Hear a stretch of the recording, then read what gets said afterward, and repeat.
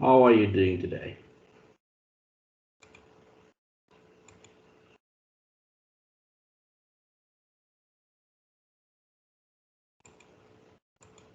Everybody good? Just a thumbs up would be fine. Brady, Caitlin, welcome Caitlin.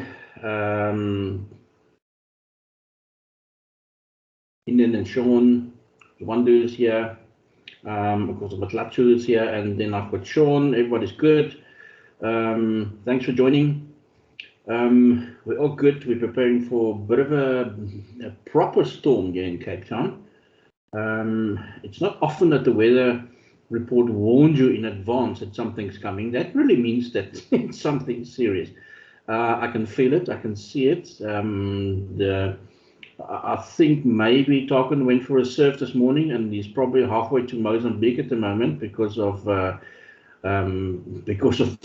weather. It's a proper storm building. So thankful that we can actually be inside, that we are healthy, that we are safe, and hope that everything works out well and that nobody is affected that badly with the inclement weather. I just want two things that I want to just touch on before we continue with chapter 4 and complete chapter 4 on sales knowledge, and then we will start with a new chapter tomorrow, quite an important chapter, how to manage yourself and how to manage your time, because if you can't do that, it impacts on everything. It has a domino effect on everything else that you do when you're trying to sell and when you are going through the steps of the selling cycle. First point, yesterday we spent a lot of time on reflection, basically taking a step back and trying to get an overview of the module, where all the chapters fit in and how they fit in. We basically determined what salespeople do, how they do it. That's the steps in the selling cycle. What skills they need to be able to do it, and who they do it to. In other words, individual customers, business customers, and they are selling both products and services. And then also, with that all in mind, using technology effectively, not being scared, realizing what specific technology your customers would prefer to be contacted on, and then also keeping in mind that we have to stay above board all the time, remain ethical in all your negotiations and sales conversations, and make sure that you are aware of the legal aspects and the legal implications of your actions. I have uploaded that particular PowerPoint that I did yesterday. Just 2 pages, actually just 1 page. It's on Canvas. It's in week 3. It's if you go to resources on your module schedule, and you scroll down to additional material, you'll find that I've uploaded it there. Right, that's the one thing. The second aspect, for those who didn't attend yesterday's session, I just want to, because I have not posted an announcement in that regard, it's been my experience that not too many people actually read the announcements. Welcome, Takum. We thought you were halfway on the way to Angola or Mozambique with a storm and a strong wind behind your back. But glad to see you can join us. I just want to make sure that that you know where to find the recordings of the daily sessions. I said to the students yesterday, I've got Stanley joining us as well. Welcome, Stanley. I said to students yesterday, and I repeat myself today, you go onto your homepage of this module of Introduction to Personal Selling. On the homepage, you'll have your weekly module schedule, week 1, 2, 3, 4, all the way up to week 15. You click on the particular week in question. In this case, it will be week 3. Then you have your, it gives you those 4 blocks of resources, overview, and wrap up and whatever, what to expect next week. Now, if you click on resources, usually I uploaded your daily recordings under additional material. Now, that's not the case anymore. We've created a separate page for that. Unfortunately, not yet with a quick link to that home page. So if you click on resources for week 3 or week 4 or week 2, whichever week we're in, and not open it, but click on next, the immediate next page after that would be called live sessions. Under live sessions, all the recorded classes for that week will be listed. Okay, I just thought I'd make sure that everybody wasn't in class yesterday, to make sure that you get that information. If anybody has any problems accessing Canvas, because I check daily to see if you guys go on Canvas, because that's the platform where you get your learning resources. That's where you get your slides. That's where you get the recordings. So I have to check and see if you're on Canvas and how much time you spent on Canvas. Thank you for everybody, yes, again, like I said yesterday, for completing the class test. The next thing I wanted to touch on is a question that Landu left us with yesterday afternoon, and that's regarding question 3 in your assignment. That's a question that you cannot, there are some of the questions in the assignment 1 that you cannot at this stage complete. The assignment will basically cover, although it's not going to include questions from every single chapter, but it covers the first 10 chapters of the module. And we are busy with chapter 4 at the moment. We'll start with chapter 5 tomorrow. So chapter 10 specifically deals with the issue of closing techniques.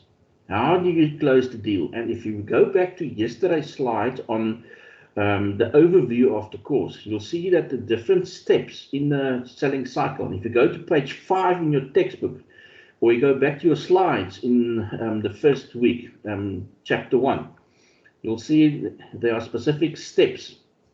It starts with prospecting. That will be the first chapter that will start next week.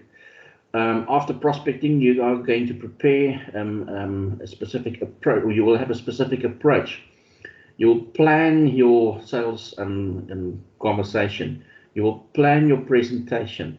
It chronologically follows each other. So question 3 specifically referred to techniques that you can use to close a sale. Those hidden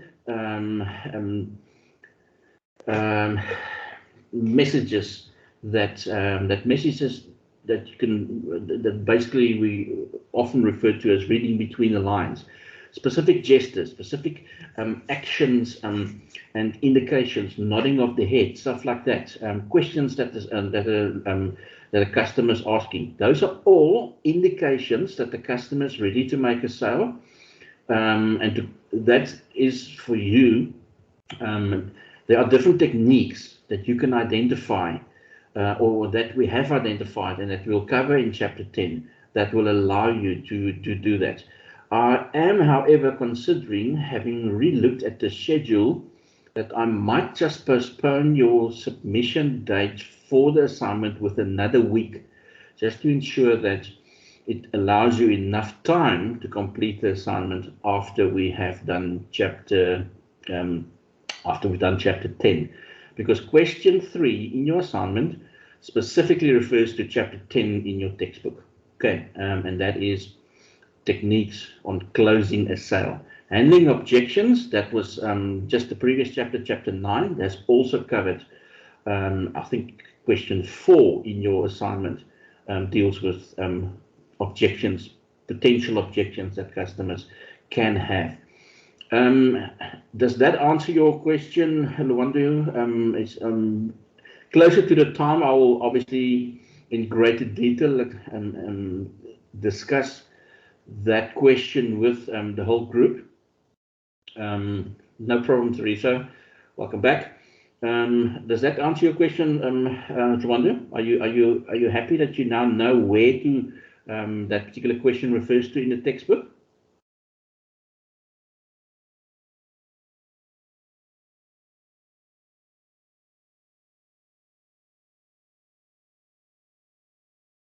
Good. Please, like Luanda did yesterday, as you are working through your assignment, it's good to work on all your assignments and do little pieces every week, so you do not have that 5 assignments that you have to complete at the end of the semester or in a particular week in the semester. And as you progress through that, please, like Luanda did yesterday, ask me. I don't know you're battling with something if you don't ask me about it, if you don't tell me about it. And it can be done. It doesn't have to be on the platform like like a class, like one did it yesterday. It could be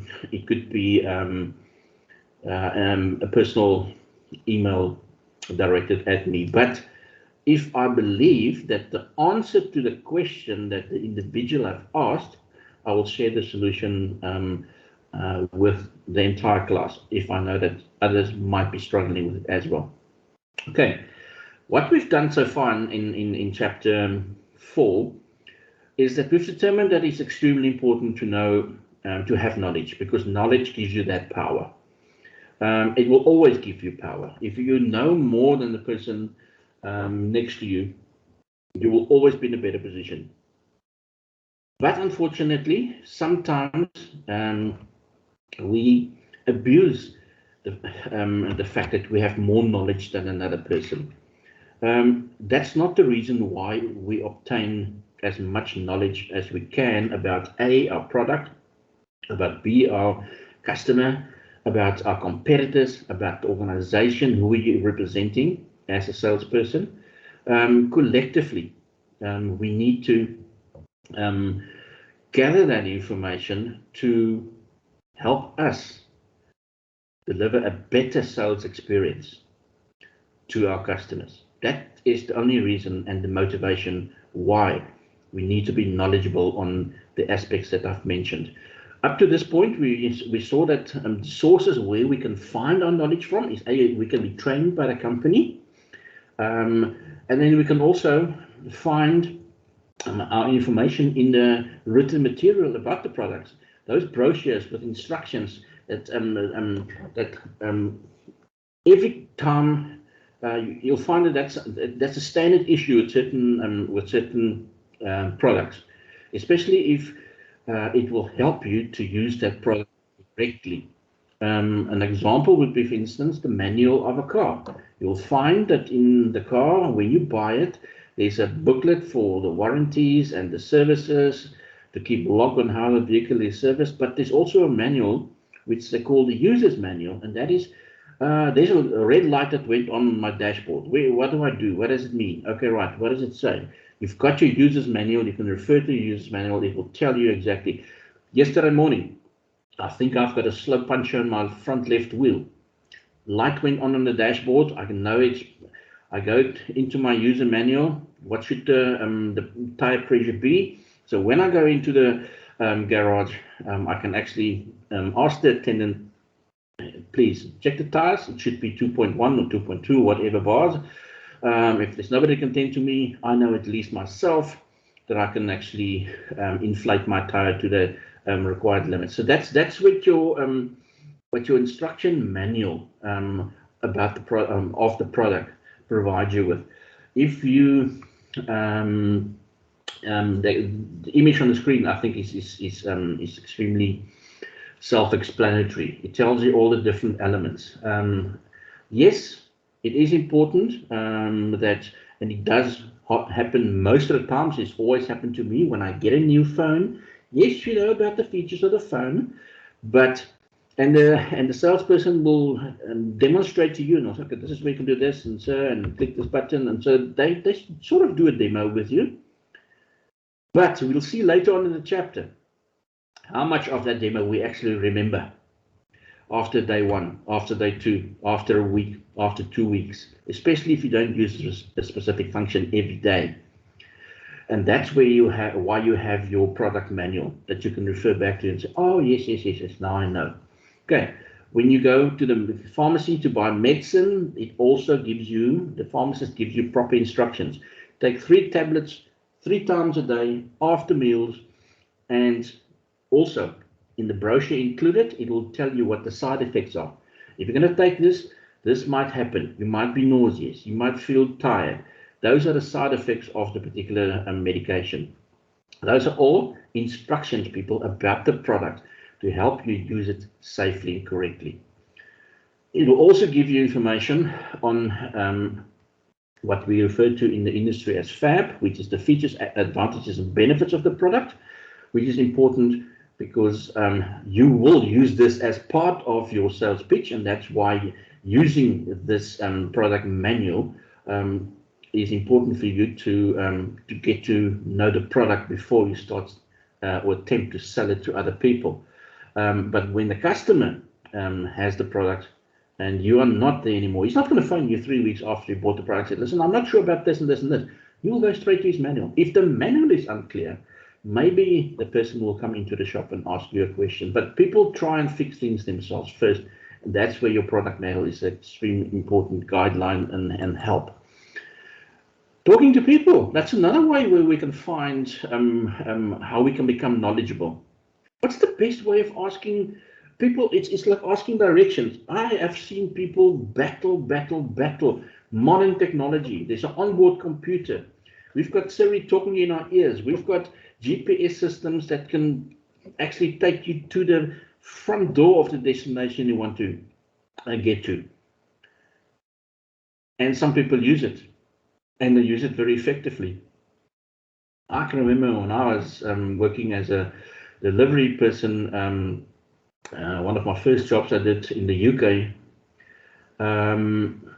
I was collecting products from Heathrow Airport in the morning for Timberland, the clothing company, and I was delivering it to the warehouse. From the warehouse, I was picking up deliveries I had to do to all the different retail outlets. And that was way before GPS. And I didn't know London. I hardly know the inside of my town where I grew up in South Africa when I got to the UK in the first place. So it was a question of, okay, right, I've got my map, I can study the map, but you know what? I quickly realized I will only get through half of my deliveries in a day if I consult my map with instructions on how to get and what the best route is to get to a place. I ended up one day in front of Buckingham Palace and I didn't realize that,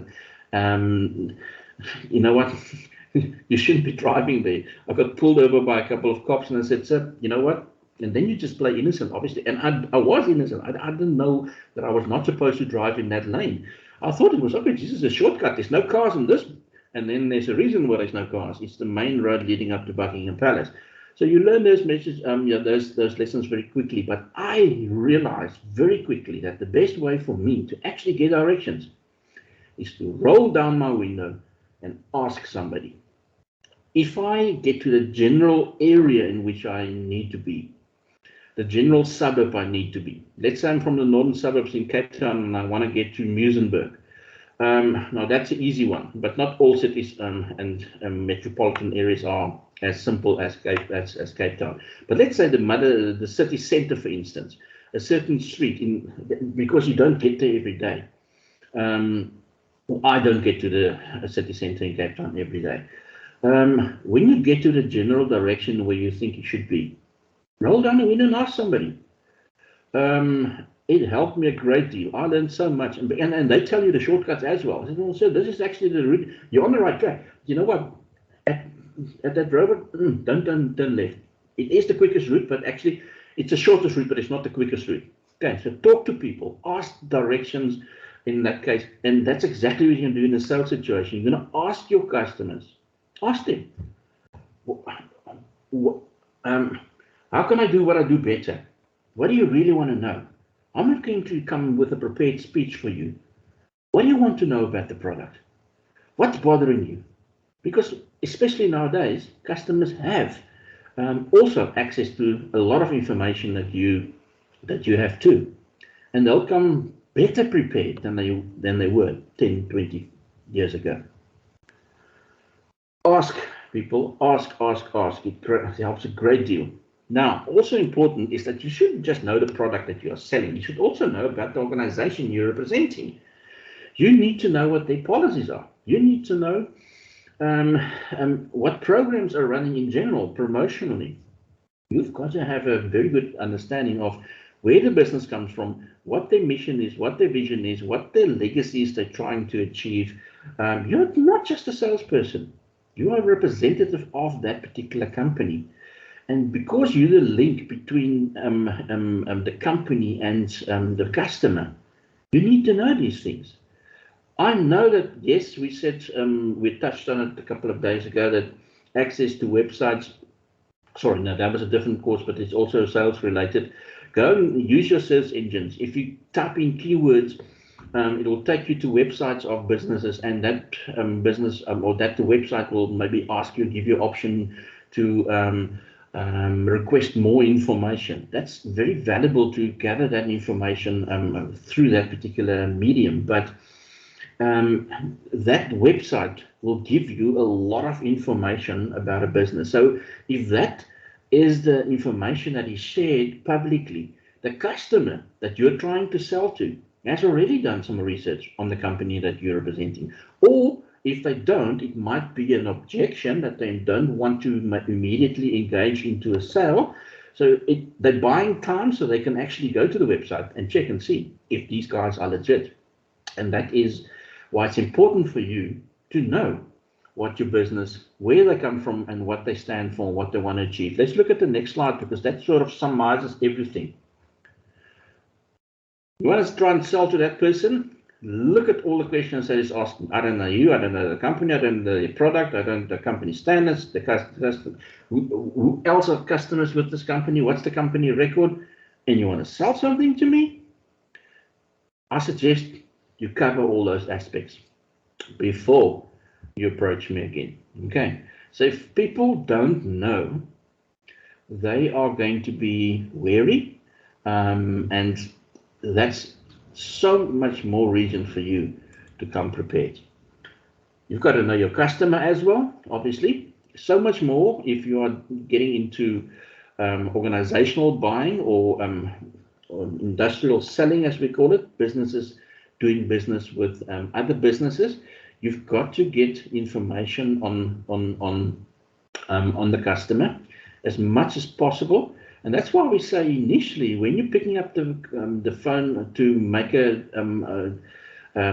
you're not picking up the phone and contacting somebody to make a sale. You're picking up the phone to get more information and to share information. You're asking questions to obtain more information, so when you return and phone the person again, you can actually, with conviction, offer them the solution to their problems, because you know exactly or you have enough information to prepare your sales pitch, because you would know who that person is, you would know if they're buying it on behalf of somebody else, you would know if they are buying it to use it themselves, you would know their buying history. Those are very important things. And actually, there's a website.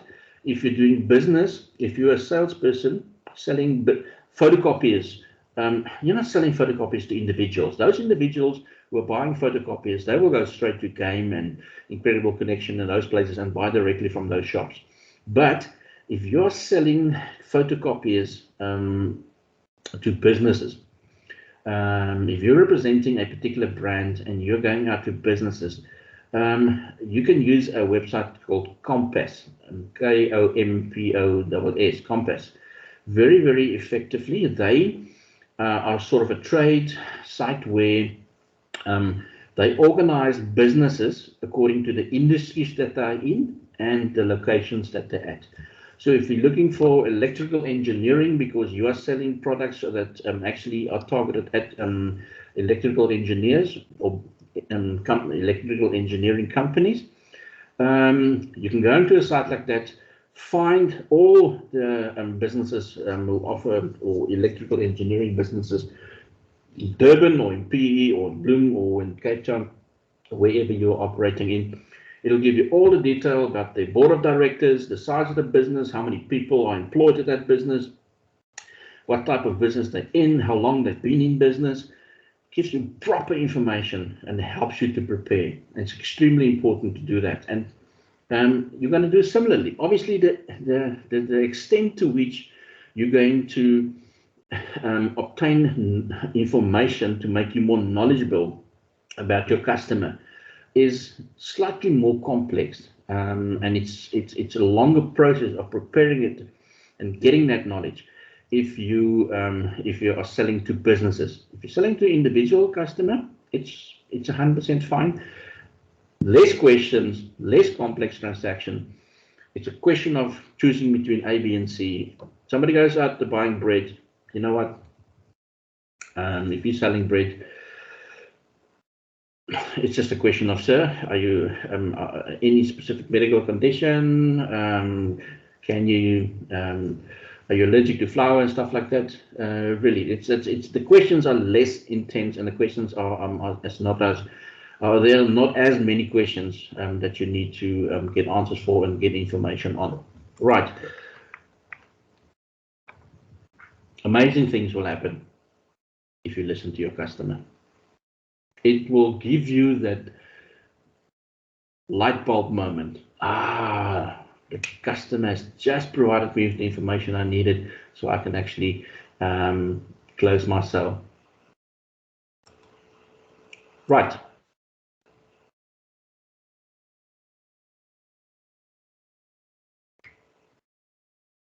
Now we've gone into a stalling mode here, but oopsie daisy. So we've jumped a few slides, or just one slide.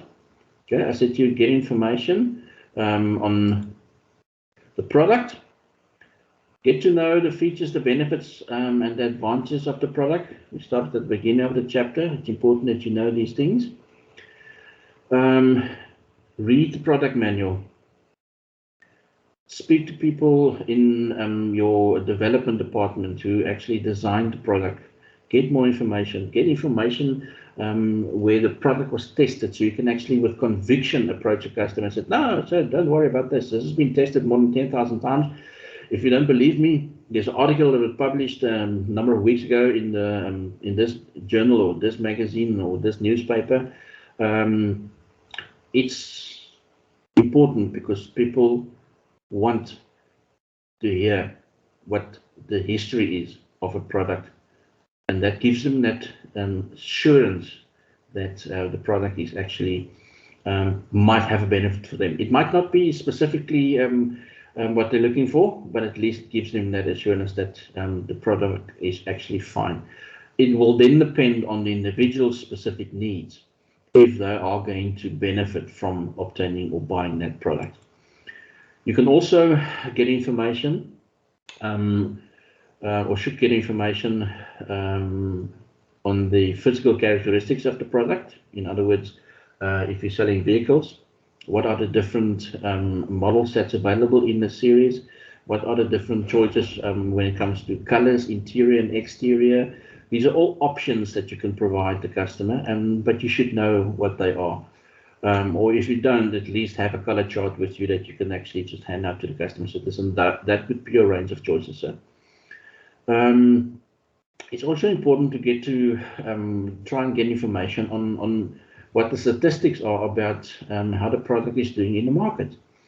There's an old saying that says that businesses that advertise on expensive media platforms like television and on radio, because the advertisements are expensive, those are the ones who are not selling stuff and are not getting their products sold, and that's why they're advertising on that medium. Now, that's not completely true, but it is crucial that you know how well your product is selling or not.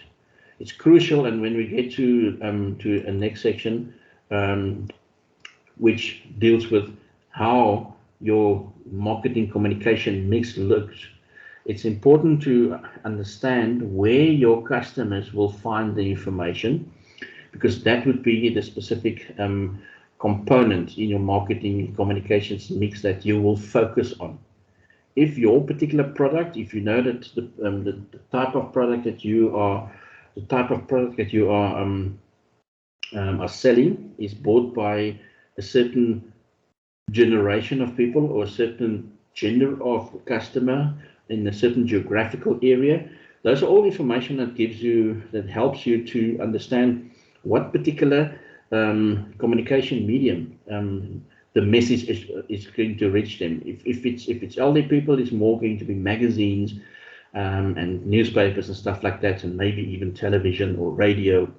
So right back to marketing in the first semester, know these things, because if you know how to communicate to your customer, if you know where a customer gets his information on your products, it will help you to prepare better in your sales process as well, because then you can refer to it. Maybe you saw this in the newspaper, sir, but then, I mean, if you're talking to a 23-year-old who has probably never even touched or opened a newspaper. So if you know your customer in that regard, it will be very easy for you to close the sale. Right. Now your pricing, your discount. All I have to say about this is, we know that companies have certain parameters within which a salesperson can negotiate the price. You know that the price advertised is not the price. You are in your training provided with information to say, this is our cost price, this is our selling price, but there's also a price that we are prepared to drop and discount to up to that level. Beyond that, we're not going to make a profit, so we can't negotiate beyond that point. But it's important that you know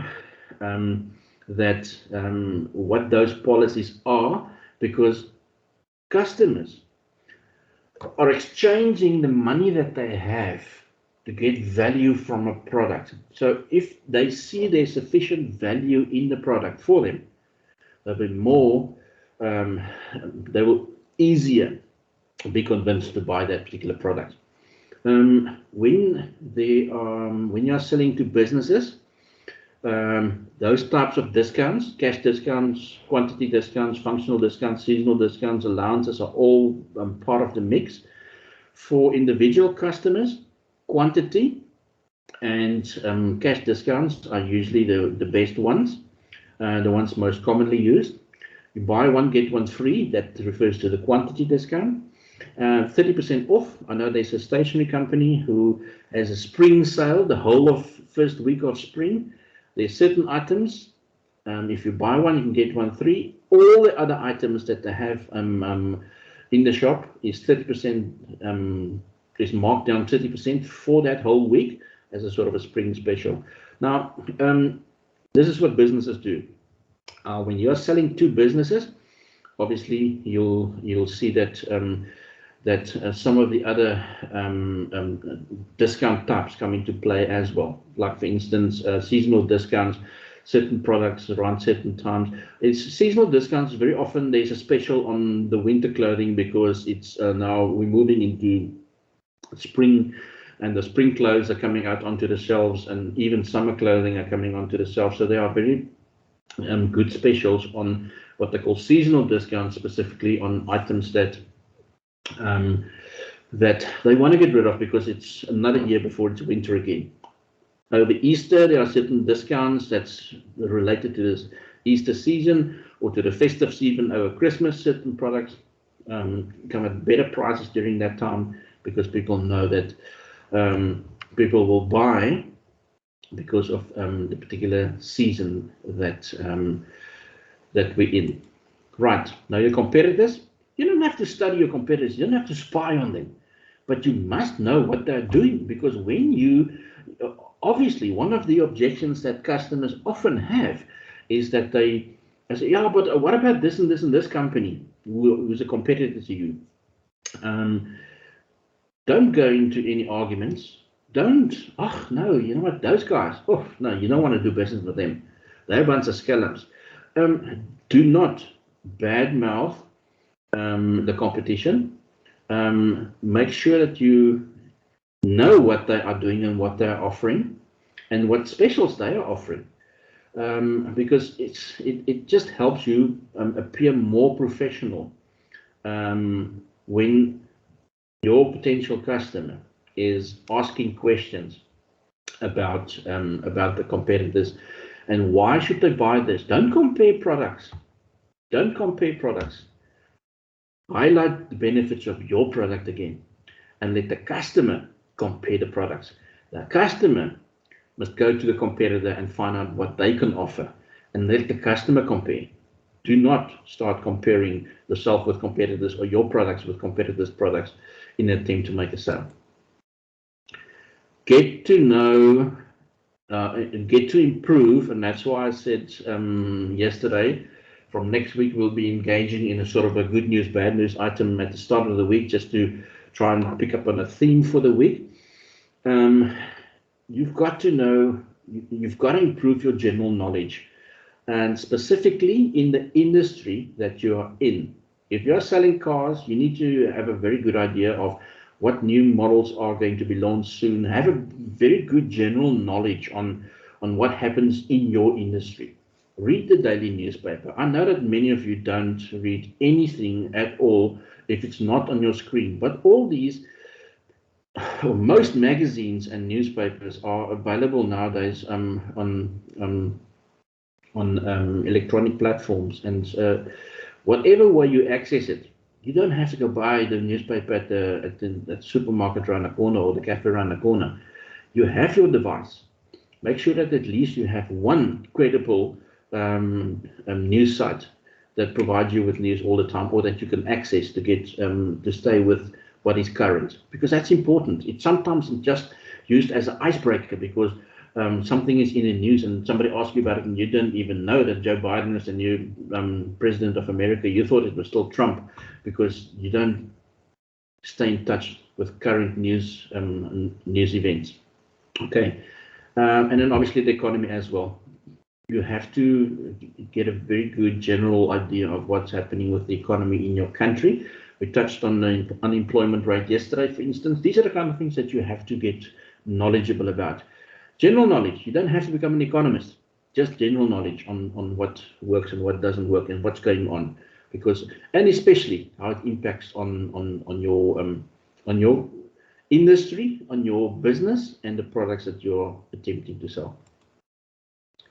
Technology. We're going to touch on technology in a later chapter in greater detail. Bottom line, people, is you living in the 21st century. You have to use and not be scared of using the modern technology that's available, but also, very importantly, you need to know what kind of, or what type of technology your customers use and prefer to use, because that's where you will be able to reach them. If it's on Instagram or if it's on the internet, or you have to find that out, because that will unlock the right technology for you to use to communicate with your customers. Know yourself, very important. Look at the image at the bottom right of the screen. People, do you see yourself as a cat when you're a cat, or do you see your reflection in the mirror as a lion? Are you confident? That's very important. Before you can know how to motivate a customer, how to educate a customer, sharing information about your product with them, you have to know yourself. What motivates you? Because if you know what motivates you, it will get you through your daily work, your month, your year, and you'll be doing your job with a smile, because you understand the motivation for doing it. What gets you excited? I shared with you the story earlier, maybe I did, I'm not sure, about me considering one or two jobs at a certain time, and the one was paying 5 times more than I was getting at that point. The other one was actually not giving me anything, but it gave me the opportunity to actually grow my own business over a period of time. And I wasn't sure, and my motivation was, that was my answer to my wife as well when she asked me, what are you going to do? I said, I'm not 100% sure, but I do know that the job that pays the most is the one that I can do very well, but I'm not sure if I'm going to be excited every morning to get up and do it. That's motivation at some point that will lack. Something that somebody told me once about making a decision like that. If you're confronted with a decision, always choose the one that's more difficult. Always choose the one that's more difficult.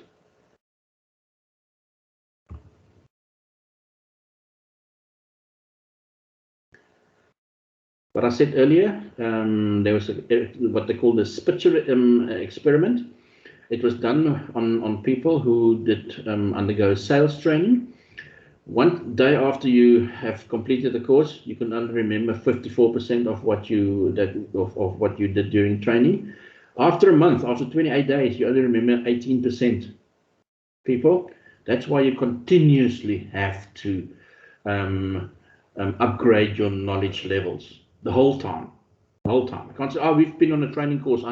People, there is an experiment that showed that you only remember 20% of, after a month, you only remember 20% of what you trained. You've got to do it continuously, every single day. And you can use that particular technique, what we call the seahorse technique, to help you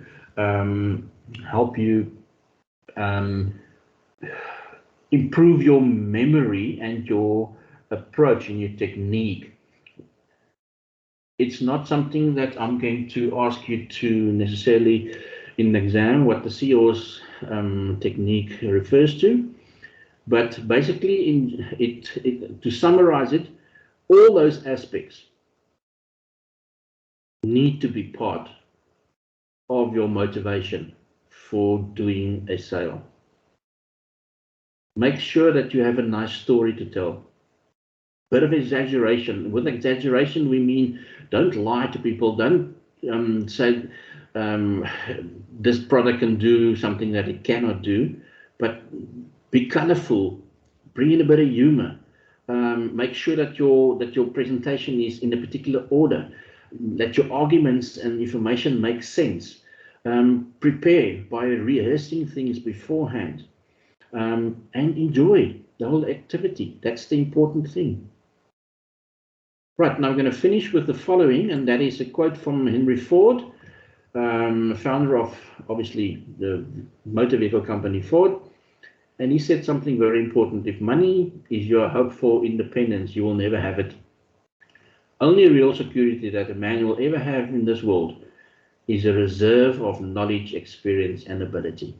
That's so important. That's going to give you longevity in an industry and is going to improve your chances of being successful in your job. Thanks very much, everybody. I've slightly overextended the time, but if you do not have any questions or you do have questions, you're welcome to ask me. I'm not sure if you have another period immediately after this. I've got one off before I've got 3 in a row, but you're welcome to ask any questions if you have any. Otherwise, we will chat again tomorrow. I think we're on first period tomorrow, first and the fourth tomorrow. Any questions, everybody?